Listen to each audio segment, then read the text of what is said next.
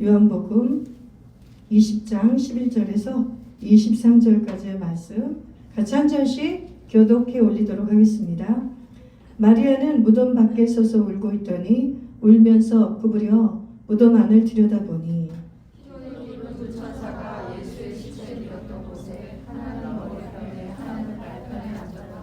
천사들이 이르되 여자여 어찌하여 우느냐 이르되 사람들이 내 주님을 옮겨다가 어디 두었는지 내가 알지 못함이니이다.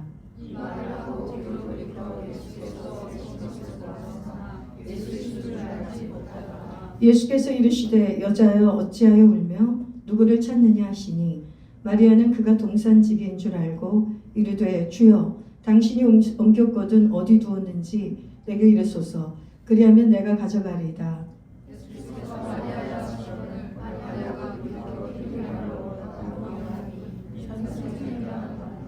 예수께서 이르시되 나를 붙들지 말라 내가 아버지께로 올라가지 아니하였노라 너는 내 형제들에게 가서 이르되 내가 내 아버지 곧 너희 아버지 내 하나님 곧 너희 하나님께로 올라간다 하라 하시니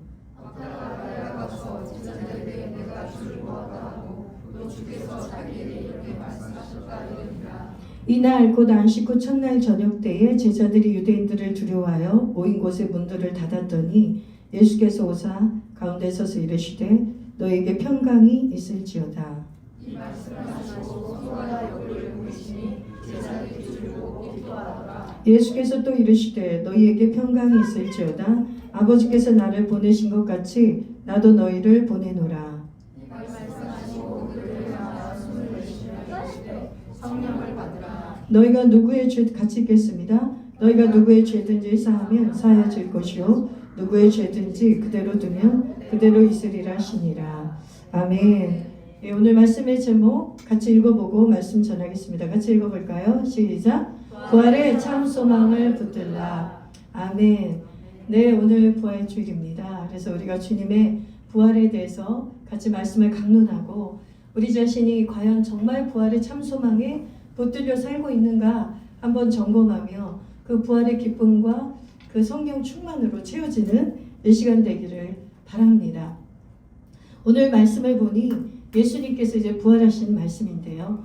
예수님께서 제일 먼저 나타나신 사람이 막달라 마리아입니다. 사복음서의 예수님의 부활 기사를 보면 제일 먼저 예수님을 목격한 여자가 막달라 마리아예요. 그래서 막달라 마리아가 예수님을 만나는 이 장면을 볼 때마다 우리에게 무슨 감동이 있냐면 예수님이 부활하신 예수께서 처음 자신을 보이신 분이 베드로도 아니고 야고보도 아니고 요한도 아니고 예수님의 이너서클에 있었던 세 사람이지 않습니까? 베드로, 야고보, 요한. 그런데 그런 수제자들이 아니라 그리고 세상에서 뭔가 신앙 안에서도 뭔가 잘 나가고 인정받는 그런 위치에 있는 자가 아니라 어떻게 보면 예수를 따랐지만 가장 천하고 가장 약하고 가장 연약했던 이 막달라 마리아에게 먼저 보이셨습니다.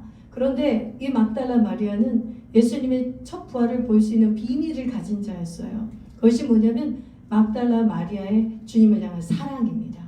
막달라 마리아의 주님을 향한 온전한 갈망과 사랑이에요. 막달라 마리아가 예수님이 죽으시고 나자 이 안식 후 첫날에 그 처음에 무덤을 찾아갔던 여자입니다. 물론 다른 여인들도 있었지만 그 다른 여인들도 주님을 너무나 사랑했고 향품을 가져다가 주님의 나의 사랑하는 주님께 시신이라도 그 향품을 드리고 싶은 그 마음으로 갔지만 하나님께서는 중심을 보시죠. 그 많은 제자들 가운데 그 많은 예수를 따르는 자들 가운데 주님의 중심에 가장 부활한 첫 주님을 볼 수 있는 그 당첨된 분은 바로 막달라 마리아였던 것입니다. 우리가 그것을 볼 때 이 마리아의 그 모습을 우리가 갈망해야 됩니다. 하나님 부활하신 주님이 나에게 친히 나타나 주시는 이 마리아의 갈망이 내 안에 있는지 우리가 바라봐야 됩니다. 우리는 영광스러운 주님을 뵙기를 원해요. 영광스러운 주님과 날마다 동행하길 원합니다. 그 영광스러운 주님의 능력에 사로잡혀 살기를 원해요. 그러나 무덤에까지 찾아가는 그 사랑이 없습니다. 막달라 마리아는 사실 무덤에까지 찾아간 막달라 마리아의 그 심령 안에는 능력으로 들어간 것이 아닙니다. 예수님께 기적을 바라고 간 것이 아니에요. 예수님이 살아계셨을 때 기적을 베푸시고 많은 능력을 베푸셨던 그런 주님이 아니라 너무나 무기력하게, 너무나 약하게 도살당한 어린 양처럼 죽어버린 예수라도 사랑하는 거예요. 나에게 어떠한 도움을 주거나 나에게 어떠한 기대를 하고 따랐잖아요. 메시아인 줄 알고. 모든 제자들이, 여인들도 마찬가지였을 거예요. 그런데 이 죽음의 순간에, 이 십자가 무덤의 순간에 정말 사랑이 갈리는 것입니다. 예수님을 향한 사랑이 진짜였는지, 예수님을 향해 따라갔던 것이 예수님을 사랑하긴 했지만 그분께로 오는 어떤 축복을 원하거나, 예수님을 사랑하긴 하지만 예수님이 메시아로 왕으로 등극하실 때에 나도 그 한 자리를 탐하거나, 모든 인생의 저를 포함한 마음 안에는 예수님을 사랑하긴 하죠. 그러나 온 마음을 들여서 온 전심으로 어린 양을 따른 사람은 흔하지가 않습니다. 우리가 오늘 결단 찬양으로 부른 게 어린 양을 따르리, 내가 어린 양을 따르리, 온 마음 다해 온 힘 다해 어디까지 따르겠다는 것입니까? 주님이 나에게 아무것도 해주지 않는 그 자리, 무덤과 같은 그 자리에서도 주님께 향품을 드리고 싶은, 나의 사랑한 주님께 나의 사랑을 온전히 드리고 확증하고 싶은 그 불타는 사랑으로 열망에 찬 사람이 부활의 주를 보는 것입니다. 아멘. 그래서 여러분, 우리는 막달라 마리아처럼 처음 부활의 주를 본 사람은 아니지만 괜찮습니다. 막달라 마리아의 사랑은 가질 수 있습니다. 막달라 마리아를 통해, 이 스토리를 통해 예수님께서 그렇게 다정하게 동산직인 줄 알고 라보니, 처음부터 선생님을 알아보지 못했어요. 동산직인 줄 알고 예수님을 향해 우리 예수님을, 우리 주를 좀 옮겨달라고 부탁하는 그 사랑스러운 신부인 그 마리아 앞에 우리 주님이 얼마나 온유한 사랑과 얼마나 따뜻한 눈빛으로 자기를 계시하셨겠습니까? 그리고 자신이 너가 그토록 사랑하는 구주가 되시고 선생이 된다는 것을 나타내어 주셨듯이, 그래서 마리아가 그 환희와 부활의 기쁨으로 충만하게 그 달려나가면서 그 부활을 전하지 않고는 견딜 수 없어서 제자들에게 뛰어나갔던 것처럼, 우리가 그 마리아의 마음을 가지고 예수님의 십자가의 자리, 무덤의 자리까지 간다면 우리도 그 부활하신 예수님을 목격하게 됩니다. 그 부활하신 주님을 만나게 되는 것입니다. 아멘. 믿으십니까? 그런데 반면에 보십시오. 두 부류의 사람이 보이지 않습니까? 마리아 같이 이렇게 무덤까지 찾아간 자, 두려움이 없어요. 사랑에는 두려움이 없거든요. 마리아는 경비병이 지키고 있는 것도 알았어요. 극형과 죄수로 죽은, 그 사형수로 죽은, 십자가의 사형수로 죽은 그 예수의 무덤에 얼쩡거린 것은 위험한 일입니다. 그곳에 가서 무엇인가를 왔다 갔다 하는 일은 위험한 일이에요. 자신의 위험을 감수하는 것이에요. 그런데 그런 거 생각하지 않습니다. 왜냐하면 두려움을 잊어버리게 돼요. 사람이 사랑에 취하고 사랑에 올인하게 되면 두려움을 망각하게 됩니다. 자기 자신을 망각하게 되는 거예요. 오직 내 사랑하는 예수님의 시신에, 내가 마지막 가는 그분의 길에 내가 향품이라도 그분의 시신에 발라드릴 수 있다면 오직 그분을 향한 사랑의 열망으로 가득 차 있습니다. 우리 아까 예수님의 보혈선 기도문 읽을 때도 우리가 아가서의 말씀을 읽지 않았습니까? 사랑의 불길이 얼마나 센지 무덤보다 강하고 이 사랑을 이길 수가 없다는 거예요. 이 사랑을 아무도 사랑의 불을 끌 자는 없다는 것이에요. 그러나 보십시오. 우리 베드로를 위시해서 다른 제자들은 어떻게 하고 있습니까?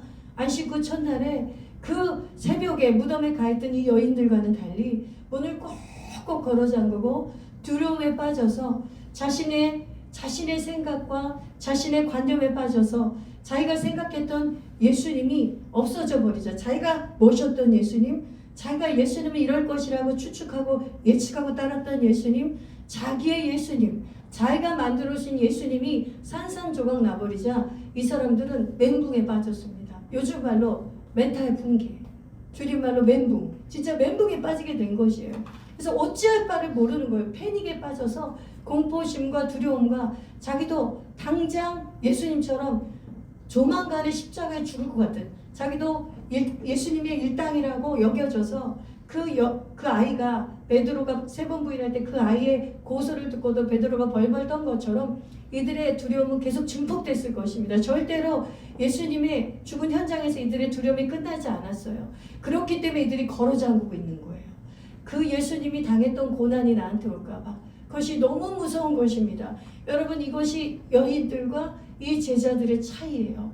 여인들과 제자들의 차이. 예수님을 향한 사랑이 없었던 것입니다. 예수님께서 어느 정도로 애원을 하셨냐면 겟세마네 동산에서 제자들에게 나와 같이 깨어있어 기도 좀 해달라. 내가 심히 괴로워 죽게 되었다. 내가 몹시 슬프고 괴롭다. 예수님이 인간으로서 자신의 그 최대치의 고통을 느끼면서 얼마나 부탁할 저기가 없으면 이 약하고 아직 이것을 예수님이 십자가에 죽으시고 부활하시는 것을 믿지도 않은 이 제자들에게 예수님께서 그런 부탁을 하셨겠어요. 예수님은 그럼 무엇을 부탁하신 건가요? 너희가 나를 사랑한다면, 너희가 3년 반을 나를 쫓아다녔고 사랑했다면 나의 가장 고통스러운 순간에 같이 좀 있어달라는 거예요. 그것은 예수님의 마땅한 요구가 아닙니까? 정말 예수님이 사랑했다면 제자들이 가장 예수님이 심히 괴롭고 예수님이 잘 나갈 때가 아니라 예수님이 십자가에서 바로 죽기 전날에 가장 고통스러웠을 때 예수님하고 같이 해줘야 되잖아요. 근데 제자들은 어땠죠? 너무 슬퍼서, 너무 무서워서 잠이 들었더라, 그렇게 돼 있어요. 예수님이 하신 말이 너무 싫은 거예요. 도대체 이해할 수 없는 십자가에서 죽으시겠다는 그 말도 믿을 수도 없지만 그렇게 된다는 거는 받아들일 수가 없어요. 받아들일 수가 없습니다. 그러나 막달라 마리아 말고 또 다른 마리아 있죠. 나사로의 여동생, 그 마리아는 예수님의 말을 믿었어요. 그래서 그 향유옥합을 깨뜨려서 예수님의 머리에 부으면서 예수님의 장사를 미리 예비하지 않았습니까? 여러분, 항상 성경을 보면 선발주자는 여자인 것 같습니다. 선발주자는 여인입니다. 예수님의 장사를 빨리 알아보는 것도 여인네들이요. 예수님의 십자가의 죽음 속에 먼 발치에서 예수님을 떠나지 않은 것도 여인들이요.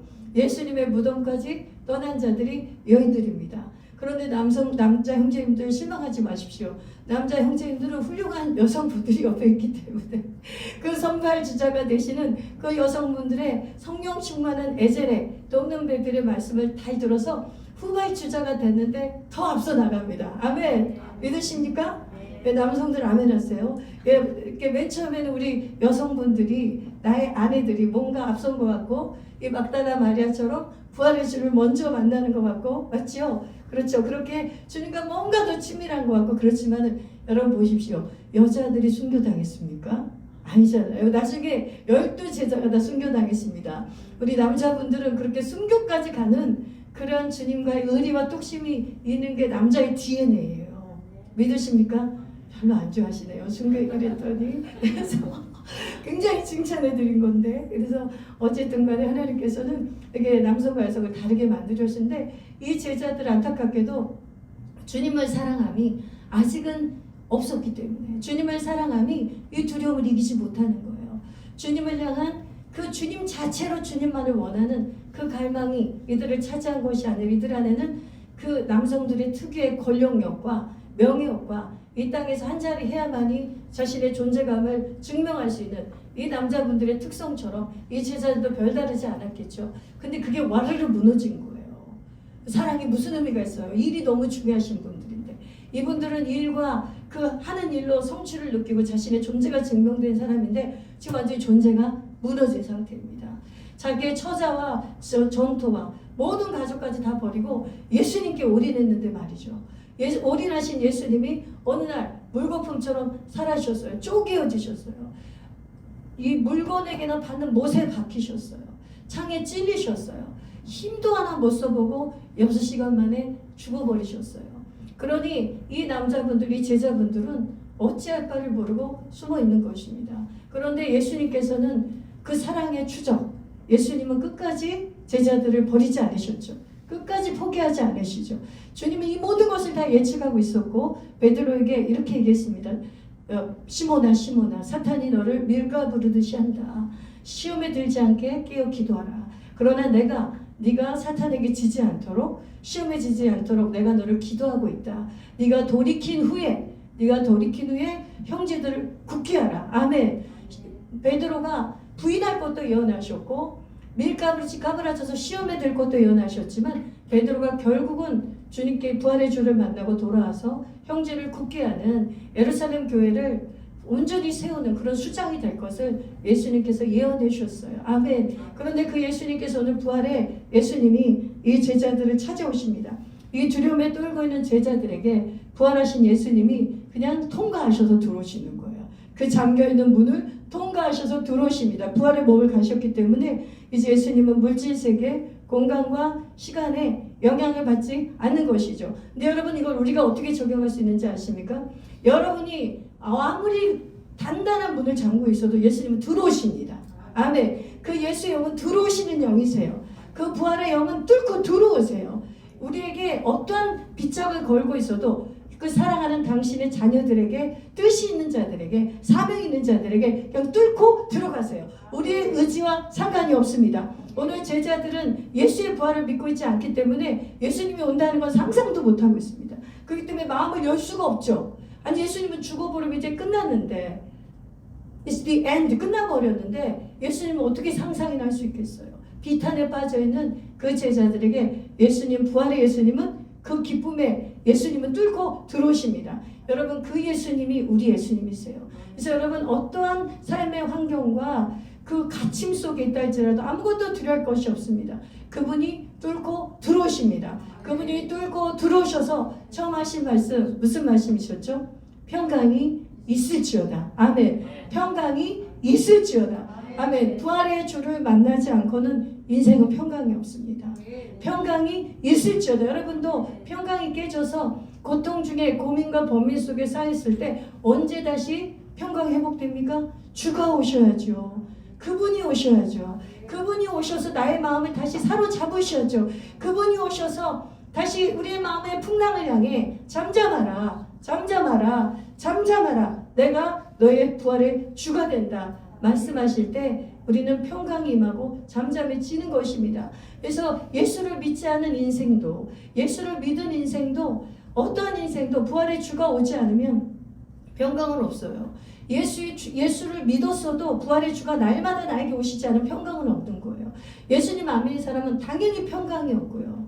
이 시끄럽고 어두운 세상에 주님께서 평강의 왕으로 오신 것은 죄와 사망으로 눌려 평생 죽기를 두려워하며 종노릇하는 인생에게 평강을 선포하신 것이 아닙니까? 아멘. 그런데 그 예수님께서 우리의 삶에 매일매일의 그 어수선하고 어선한 일과와 삶 속에서 이렇게 평강을 명하시는 주로 임하시는 것을 믿으십시오. 아멘. 그리고 예수님이 하신 말씀, 평강이 있을지어다를 2번 말씀하신 다음에 숨을 내쉬면서 성령을 받으라 말씀하십니다. 아멘. 여러분, 이것이 부활하신 예수님과 교제하는 방법인 것을 믿으십시오.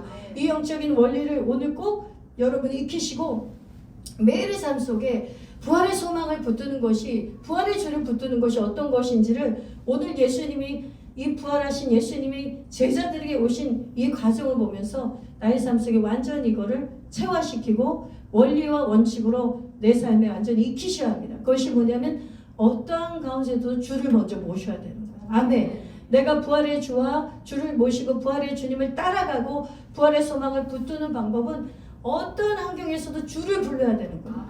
주님을 불러야 되는구나. 아멘. 예수님을 모르는 사람은 주님이 직접 먼저 찾아오시겠지만 우린 이제 주를 다 아는 자들이 아닙니까? 주님을 만난 자들이 아닙니까? 주님과 교제한 자들이 아닙니까? 그러므로 하나님께서 우리에게 원하신 건 뭐냐면 이제 수동적으로 이 두려움에 빠진 제자들처럼 너희는 머물러 있지 말고 어떤 두려운 일이나 어떤 낙심이 있어도 이 명령을 하라는 거예요. 시편 43편 44편의 말씀처럼 내 영혼아 어찌하여 두려워하는가? 내 영혼아 어찌하여 불안해하는가? 내 영혼아 여호와를 바랄지어다. 여호와를 바랄지어다. 구약의 시인은 그렇게 고백했지만 우리는 어떻게 말할 수 있겠습니까? 부활의 주를 만나지 않았습니까? 내 영혼아 왜 이렇게 불안하니? 내 영혼아 왜 이렇게 무서워? 너는 부활의 주를 봐. 부활의 주님을 부르면 평강이 너에게 있을지어다. Be still and know that I am the Lord. 잠잠하라 내가 주가 된 것을 알지어다 라는 그 주님의 음성 한마디면 그날 나를 어수선하게 하는 모든 환경과 모든 죄악의 물결과 원수막의 공격은 다 초토화되는 것입니다. 다 잠잠하게 되는 것입니다. 그러나 너무나 많은 크리스천들이 이 부활의 능력을 사용하지 못하는 거예요. 나에게 이 부활의 능력이 다이너마이트보다 더 강한 이 듀나미스의 파워가 내 안에 있는데, 성령의 파워가 내 안에 있는데 성령을 받으라. 이미 성령을 받지 않았습니까? 위로부터 능력을 받지 않았습니까? 근데 이것을 사용하지 않는 거예요. 왜냐하면 사탄이 속이는 영적 속임과 기만에 너무나 쉽게 빠지기 때문이에요. 여러분과 제자들 생각이 별로 다르지 않을 것입니다. 우리에게 두려움이 찾아오고 근심과 불안이 우리를 덮을 때에 기본적으로 우리에게 들어오는 생각은 이겁니다. 이제 끝났어. 다 끝났어. 이제 끝났어. 이제 더 이상 할 수 있는 일 없어. 이건 하나님도 못해. 이거는 주님도 못 도와주실 거야. 기도를 아무리 해도 소용없어. 이제 그만하자. give up. 포기하고 싶은 마음이 올라오는 게 가장 기본적인 인간의 마음입니다. 여러분, 그랬을 때 여러분 어떤 걸로 해서 이기지 못합니다. 즉시 부활의 주를 초청하세요. 예수님, 부활하신 예수님, 나에게 와서 평강으로 다스려 주십시오. 그리고 주님의 음성을 들으세요. 다스려 달라고 기도하면 누구누구야 평강이 있으라 그렇게 말씀하십니다. 그러면 받으세요. 성령을 받으라. 숨을 내쉬며 성령을 다시 부어주시면 내 안에 계신 성령님이 계시지만은 그 성령의 충만함으로 다시 예수님께서 이끌어 주실 때 그것을 숨을 들이마시세요. 그랬을 때 여러분, 우리가 부활의 주님을 붙잡고 승리할 수가 있습니다.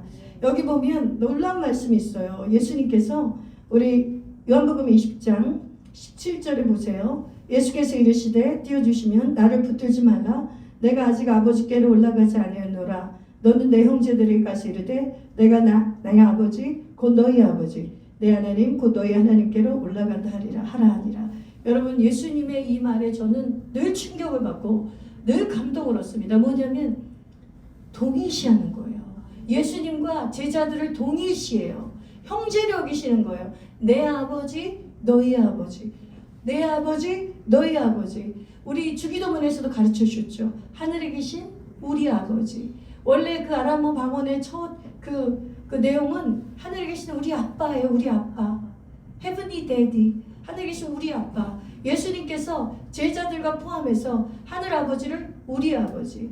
예수님이 우리의 맏형이 되어주셨어요. 그런데 부활하신 예수님이 그것을 증거하시는 거예요. 근데 그 말씀이 이렇게 나와 있어요. 다른 복음서의 말씀에 보면, 다른 서신서에 보면, 우리 한번 읽어볼까요? 말씀 보겠습니다. 히브리서 2장 10절에 11절 말씀만 읽어보겠습니다. 11절 같이 읽어볼까요? 시작. 거룩하게 하시는 이와 거룩하게 함을 입은 자들이 다 한 근원에서 난지라. 그러므로 형제라 부르시기를 부끄러워하지 아니하시고. 너무 놀랍지 않습니까? 거룩하게 하시는 누구십니까? 예수 그리스도. 거룩하게 함을 받은 자들은 누구입니까? 제자들과 구원받은 성도들입니다. 그런데 이 두 예수님과 우리가 한 근원, 한 아버지에서 났다고 성경이 증언하면서 형제라 부르기를 부끄러워하지 않았다. 그럼 이 말을 다르게 바꾼 거예요. 형제라 불림받는 걸 너무 기뻐하신 거예요. 이사야 53장에 보면 예수님께서 자신을 속건제물로 드리면서 예수님이 기뻐하셨다고 그랬어요. 그 어린 양이 기뻐하셨어요. 왜냐하면 내가 씨를 볼 것이요. 씨가 뭐냐면 자손이란 뜻이에요. 원어는 후손을 볼 것이요. 예수 그리스도께서는 나의 희생을 통해, 십자가 희생을 통해서 내가 수많은 후손을 보게 될 텐데 그들이 하나님 나라의 가족인 거예요. 아멘. 예수님의 형제들인 거예요. 아멘. 그래서 예수님이 맏형이 되어주신다는 거예요. 부활의 첫 열매가 되어주시겠다고 약속하신 거예요. 그러니 하나님께서는 지금 예수님께서는 아직 성령 충만해지지 않은 이 어린 제자들에게, 이 시험에 빠지는 제자들을 그렇게 이미 여기고 있는 거예요. 너희의 하나님, 나의 하나님, 너희의 하나님, 그들의 하나님, 형제로 여겨주시면서 이들에게 이제 예수가 하신 그 크고 놀라운 사명을 이 땅에 맡기기를 원하시는 것입니다. 여러분, 그것이 뭐냐면 바로 요한복음 20장 이 말씀입니다. 23절 성령을 받으라 하신 다음에 우리 한번 읽어볼까요? 시작. 23절 시작. 너희가 누구의 죄든지 사하면 사하여질 것이요 누구의 죄든지 그대로 두면 그대로 있으리라 하시니라. 아멘. 여러분, 이 말씀 되게 난해 구절로 여겨지죠. 하나도 어려운 구절이 아니에요. 이건 뭐냐면 내가 하는 일을 너희가 한다는 뜻이에요. 내가 하는 일을 너희가 한다. 예수님만이 구세주가 되시죠. 우리가 구세주는 아닙니다. 그렇죠? 우리에게 죄를 사하는 권세가 있는 것은 아니에요. 오직 죄를 사하는 권세는 하나님과 예수 그리스도께 있는 것이죠. 성령님께 있는 것이죠. 그러나 그 예수 그리스도의 권세가 너에게 위임된다는 거야. 아멘. 예수 십자가를 믿고 부활의 증인이 되는 모든 사람들에게 예수의 권세가 위임이 되기 때문에 예수님이 하신 일을 똑같이 하며 그들에게 복음이 전해져서 그들이 죄사함을 선포하면 그대로 된다는 것입니다. 아멘. 그러나 복음을 듣지 않은 자들에게, 복음을 거부하는 자들에게 죄사함을 선포할 수가 없지요. 신발을 먼지를 떨어버리라고 그랬죠. 전도여행을 다니다가 너희들을 영접하면 나를 영접하는 것이다. 나를 영접하는 것은 내 아버지를 영접하는 것이다. 근데 그들이 복음 전도자를 영접하지 않는다면 그들에게는 죄사함을 받을 기회가 박탈되는 것입니다. 그러니까 여러분 이게 어려운 게 아니에요. 복음을 전하는 자들의 사명을 얘기하고 있는 거예요. 아멘. 여러분 여기서 예수님께서는 이 사명을 주시면서 우리에게 성령의 권세를 주시지 않았습니까? 우리 힘으로 이 복음을 전하는 부활의 증인, 십자가의 증인이 될 수 없기 때문에 성령의 권세를 주셨어요. 그러니까 성령을 받으라고 먼저 있는 거예요. 그 두렵고 죄로 떨고 있는 자들에게 평안을 선포하신 다음에 성령의 권세가 dynamis 파워가 사로잡으면 그 다음부터 너희가 내가 한 일을 한다는 것이죠. 이 예수님의 말씀은 여기만 있는 것이 아니라 예언되어 있습니다. 요한복음 14장 12절의 말씀을 한번 같이 읽어볼까요? 요한복음 14장 12절 한번 읽어보겠습니다. 같이 큰 소리로 시작. 내가 진실로 진실로 너에게 이르노니 나를 믿는 자는 내가 하는 일을 그도 할 것이요 또한 그보다 큰 일도 하리니 이는 내가 아버지께로 감이라. 여기까지 보시오가 아니라 보십시오. 위임을 하시는 게 보이는 거예요. 내가 아버지께 가지 않고 너희에게 보혜사로 있었을 때 내가 일을 다 했고 너희에게 성령 사역을 어떻게 하는지 죄사함의 선포가 어떻게 이루어지고 복음이 어떻게 전해지는지 메시아의 사역을 다 너에게 보여주지 않았느냐? 그리고 내가 너에게 한시적이지만 기름을 부어서 너희가 둘씩 짝을 이루어서 복음을 전했고 귀신을 쫓아내며 병을 고치는 권능도 너희가 경험하지 않았느냐? 그러나 이제는 내가 갈 것이다. 내가 아버지께로 갈 것이다. 너희의 아버지, 나의 아버지께로 갈 것이다. 그러면 내가 이것을 누구에게 위임한다는 것이죠? 너희에게 위임한다는 것이죠. 그래서 너희가 내가 한 일을 너희도 하고 심지어는 나보다 더 큰 일을 하리라라고 말씀하셨어요. 이 말씀은 예언이 성취되었습니다. 예수님은 3년 반 동안만 이 성령 사역과 메시아 사역을 했지만 사도들은 어떻습니까? 순교당하기 전까지 베드로, 야고보는 일찍 순교당했고요. 또 주의 동생 야고보도 있으니까 또 사도 바울, 실라, 막치오, 바나바, 그 다음에 바울, 베드로 수많은 이런 제자들이 각자 다르게 순교의 시간이 달랐지만 그 순교의 시간 직전까지 주님이 하신 것보다 훨씬 더 복음을 많이 전했습니다. 그리고 주님보다 죽은 사람을 더 많이 살려냈을지도 모릅니다. 성경에는 다 나와 있지 않지만 그런 것처럼 예수님께서 부활하신 예수님께서는 우리에게 이 복음의 권세, 죄사하는 권세, 그리고 주님의 부활의 증인이 되는 권세를 우리에게 주셨다는 것입니다. 그래서 우리가 이 땅에 사는 동안 정말 성도로서 힘있게 능력있게 살기 위해서는 이 부활의 소망을 매일매일 붙들어야 돼요. 이것을 놓치게 되면 반드시 우리는 엉뚱한 짓을 하게 됩니다. 부활의 참 소망을 놓치면 우리는 다시 세상을 향해 기웃거리게 돼요. 그리고 세상의 것이 우리도 모르게 우리 안으로 훅 들어오게 됩니다. 그래서 사도 바울이 뭐라고 이 부활에 대해서 증언해 줬냐면 이 말씀 읽고 데살로니가 전서 또 말씀을 보고 말씀을 마무리하려고 합니다. 사도 바울의 말씀을 한번 볼까요? 고린도 전서 15장 17절 22절 말씀 좀 길지만 한 절씩 교독하겠습니다. 제가 먼저 읽겠습니다. 그리스도께서 다시 살아나신 일이 없으면 너희의 믿음도 헛되고 너희가 여전히 죄 가운데 있을 것이요 만일 그리스도 안에서 우리가 바라는 것이 다만 이 세상의 삶뿐이면 모든 사람 가운데 우리가 더욱 불쌍한 자이리라. 그러나 이제 그리스도께서 죽은 자 가운데서 다시 살아나 잠자는 자들의 천명을 해주셨도다. 사망의 한 사람으로부터 말미암았으니 죽은 자의 부활도 한 사람으로 말미암는도다. 아담에서 모든 사람이 죽은 것 같이 그리스도 안에서 모든 사람이 삶을 얻으리라. 아멘. 사도 바울이 무엇이라고 증언하냐면 우리가 믿는 이 믿음 가운데 부활이 만약에 없다면 모든 것은 헛되고 우리는 헛것을 따르고 있고 우리가 이 세상에서 가장 불쌍한 자라고 얘기했습니다. 그런데 저는 이 말씀을 우리 현대인 성도들에게 다시 적용하고 싶습니다. 부활이 있는 것을 교리적으로 믿지만, 부활을 교리적으로 믿지만 이 부활의 능력에 사로잡히지 살지 못한 사람은 가장 불쌍한 자라고 믿습니다. 여기에서는 부활을 이제 안 믿는 성도들에 대해서 사도 바울이 권면하는 것입니다. 고린도 교회 안에 부활이 없다 하는 이단적인 사상이 들어왔습니다. 그렇기 때문에 바울이 가르치는 것입니다. 너희가 믿는 믿음에 부활이 없으면 안고 없는 찐빵이다. 정말 그 오아시스 없는 사막과 같다. 아무것도 아니다. 그런데 어떻게 너희가 부활신앙을 저버리고 예수님을 믿겠다는 것이냐. 있을 수 없다. 그것을 변증하는 것이거든요. 근데 저는 그 변증을 우리는 다르게 적용했으면 좋겠습니다. 부활을 우리 믿는다고 얘기하잖아요. 우리는 고린도 교회처럼 부활을 부인하지 않잖아요.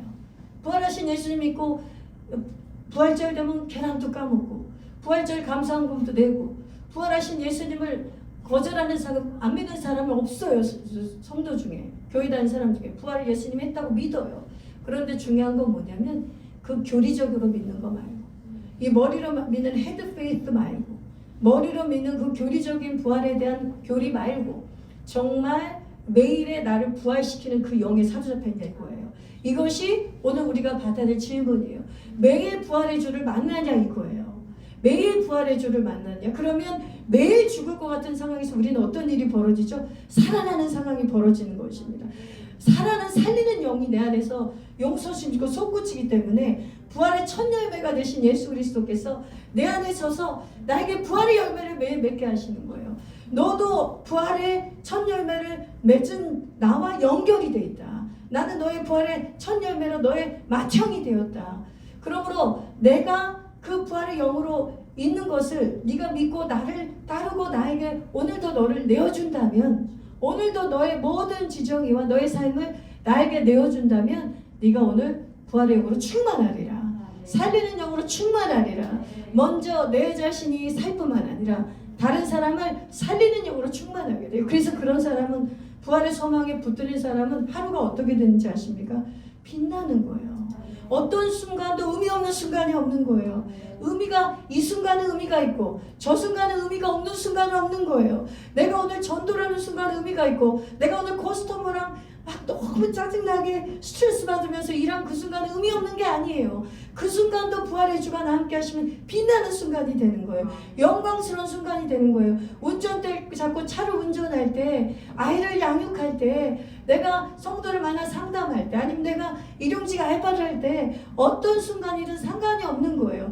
이 부활의 주에 붙들린 바 돼 있다면, 그러면 그 사람의 하루는 부활의 영광으로 칠해집니다. 다른 사람하고 똑같은 일상을 살지만 그 사람은 다른 차원의 천국의 영광으로 덮이는 삶을 사는 거예요. 마치 우리가 애니메이션이나 아주 재미있는 만화를 보면 신비로운 매직 현상이 일어날 때 뭐 띠리리리 하면서 이렇게 뭐가 이렇게 공중에서 내려오면서 막 이렇게 뭔가 매직처럼 칠해지는 그런 느낌 있잖아요.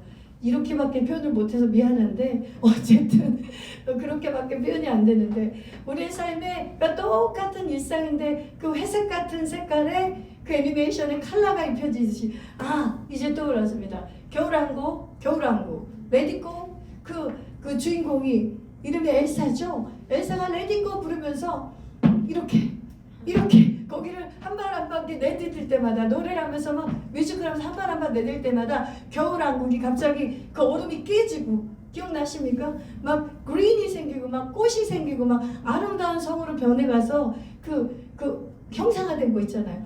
정말 영적인 세계에서 그런 일이 벌어집니다. 근데 세상 사람들은 우리 안에 벌어진 일을 몰라요. 저 사람은 그냥 되게 누추하게 사는 것 같고 너무나 평범하고 너무나 일상적인 삶을 사는 것 같아요. 몰라도 상관없어요. 나하고 부활하신 주님이 알고 있어요. 나하고 부활하신 주님이 비밀스럽게 그 영광스러운 부활의 참소망에 붙들린 삶을 사는 것을 비밀이 돼서 알고 있어요. 그럼 나중에 결국은 사람들도 알게 돼요. 처음에는 그 사람의 외모를 보고, 누구나 인간의 외모 봅니다. 누구나 남자든 여자든 애도 외모를 엄청 봐요. 애들도. 그래서 애들도 일단 자기 눈에 이뻐야 달려갑니다.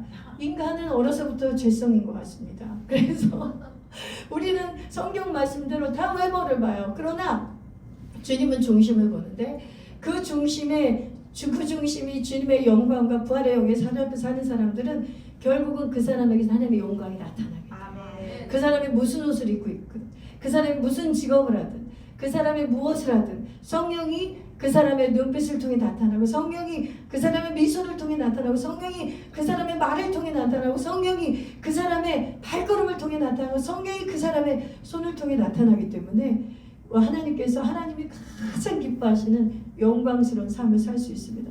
여러분 이런 삶을 살고 싶지 않습니까? 아멘. 이렇게 설교를 들을 때는 마음이 막 그런 욕망이 아니고 좋은 갈망이 막 올라오죠. 이 갈망을 계속 유지하시길 바랍니다. 이 설교를 들을 때는 제 안에 있는 성령의 갈망을 여러분에게 막 지금 전이를 시키는 거예요. 그러니까 성경께서 이 말씀을 타고 가시면서 여러분의 심령에 나도 그렇게 하고 싶다, 나도 그렇게 하고 싶다, 이런 마음이 올라와요. 그런데 이제 하루만 지나면 그렇게 하지 않고 사는 게 편하겠다, 이런 생각이 다시 올라오면서 우리 자연으로 돌아가는 그런 본성이 있는데, 그래서 여러분이 이 갈망을 가지셔야 돼요. 예수 그리스도, 부활하신 예수 그리스도를 항상 내 앞에 모시고 이 부활의 주와 함께 사는 법이 무엇인지를 더 원하시고, 마리아처럼 무덤까지 쫓아가는 마리아처럼 그렇게 가장 힘든 자리까지 예수님을 떠나지 않은 그 마리아 같은 그런 갈망과 사랑을 가지신다면 이 부활에 이 참소망을 붙들고 사시는 저와 여러분 될 줄로 믿습니다.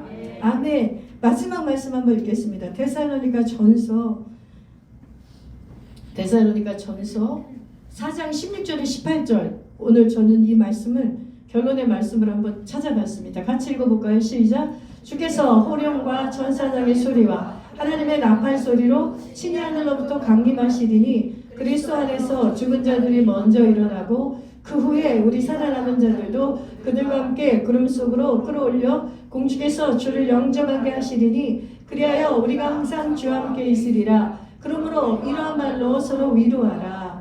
다시 오실 예수 그리스도 공중 재림하셔서 우리를 들림받아 우리가 공중에서 주님과 만나 혼인잔치를 하는 이 말씀인데, 사도 바울이 데살로니가 고난받는 데살로니가 성도들이 하신 말이 너희들은 이런 말로 위로하라. 공중에서 우리는 아멘, 우리 주노님만 아멘에서 다시 우리도 이런 말로 위로한 자가 되길 바랍니다. 아멘. 보십시오 여러분, 공중에서 우리는 어떤 상태입니까? 부활한 몸의 상태. 자, 그래서 이 말씀을 결론 말씀으로 잡은 거예요. 이 부활하신 우리가 저 상태, 공중에 들림받아 주님의 재림 가운데 혼인잔치에 들어간 우리 상태는 바로 부활하신 예수님과 같은 몸의 상태. 이제 완전히 한 근원에서 난 우리들이 드디어 예수님도 우리도 부활의 몸을 입고 어린 양의 혼인잔치에서 만나는 장면이에요. 그런데 바울은 무엇을 얘기하냐면, 성경은 바울을 통해 얘기하는 거죠. 너희가 이 땅에 사는 동안 가장 위로가 되는 말은 바로 이 말이라는 거예요. 가장 소망이 되는 말은 바로 이거라는 거예요. 복스러운 소망은 바로 너희가 부활의 몸을 갖게 된다는 것이에요. 그 부활의 몸을 갖는 때가 있다는 것이에요. 그래서 그 부활의 몸을 갖기를 갈망하며 이 땅에서 부활의 참소함을 붙들고 살라는 것이 사도 바울의 권면입니다. 우리는 이 땅에서 때때로는 여러분이 어떤 것으로 위로하는지 잘 생각해 보세요. 저는 이 말씀을 볼 때 앞으로는 이 말씀을 성령께서 깊이 주신 다음부터 사람들에게 꼭 이 데살로니가 전서처럼 위로합니다. 그러니까 그 상황에 대해서도 위로해 주지만 결국 우리는 예수님처럼 예수님을 만나 재림하신 예수님 사모해야 돼. 그것밖에 없어. 그게 가장 큰 위로야. 이렇게 위로를 전합니다. 왜냐하면 이것이 가장 큰 위로라고 성경이 얘기했기 때문에. 여러분 잘 보세요. 우리가 해주는 인간적인 위로는 그 사람을 살리지 못해요. 인간적인 위로는 살리지 못해요. 근데 충분히 공감해 주세요. 충분히 그 상황을 헤아려 주세요. 그 상황에 대해서 마음을 주세요. 그러나 반드시 이 성경에서 말씀하신 것처럼 부활로 위로하세요. 아멘. 부활의 소망을 그들에게 얘기해 주면서 위로하세요. 우리가 이 땅에서 이 당하는 현재의 고난은 장차올 영광과 비교할 수 없다는 것을 나도 자각하고 상대방도 자각시켜 주셔야 돼요. 이것이 마지막 때에 이 재림의 주님을 기다리는 성도의 가장 기본적인 자세입니다. 아멘. 이제 말씀을 마칩니다. 오늘 말씀 제목 주신 것처럼 부활의 참소망을 붙들고 사시는 저와 여러분 되기를 축복합니다. 그래서 오늘의 말씀이 오늘로 끝나지 않고 매일매일의 이 부활의 주와 연합하시는 저와 여러분 되시기를 주님의 이름으로 축복합니다. 아멘. 이 시간에 우리 같이